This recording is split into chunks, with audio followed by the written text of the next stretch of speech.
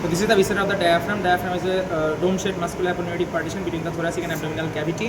The anatomical points are right dome lies at a higher level than the left dome due to pressure of the right lobe of liver. Then the two crura, this is the right crura and this is the left crura. They lie posteriorly, and three openings from before backwards are superior vena cava, esophagus. Inferior. This is the inferior vena cava, then esophagus, then it descending thoracic aorta. এই superior vena cover যে ওপেনিংটা সেটা হচ্ছে vena কাভাল opening. Vena কাভাল ওপেনিংটা থাকে হচ্ছে আমাদের এই যে central tendon আমাদের আছে, সম্পূর্ণটা এই সেন্ট্রাল টেন্ডন।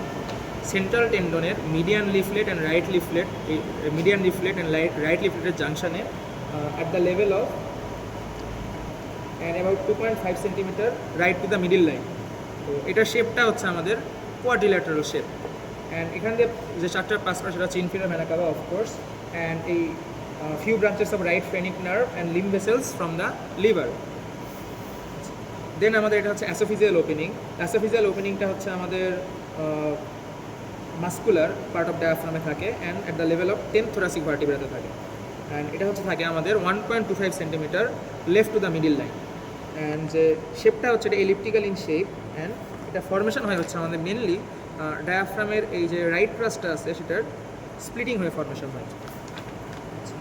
যে স্ট্রাকচার পাসিং যদি বলা হয়, এই অ্যাসোফিজিয়াল ওপেনিংয়ে পাস করে oesophagus, anterior posterior vagal trunk, oesophageal branches of left gastric artery and corresponding tributaries of left gastric vein, then lymphatics from the liver and phreno oesophageal ligament. আচ্ছা, এটা হচ্ছে অ্যাওরটিক ওপেনিং। অ্যাওরটিক ওপেনিং থাকে হচ্ছে behind the diaphragm.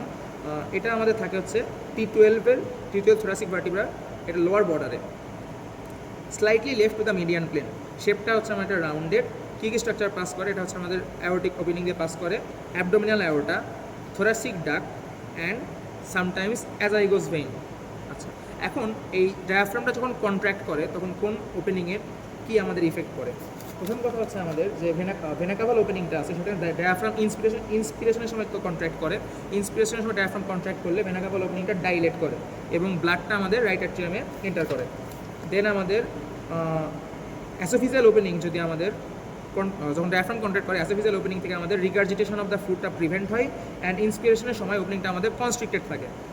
এই কারণে আমাদের inspiration এবং deglutition can not take place simultaneously.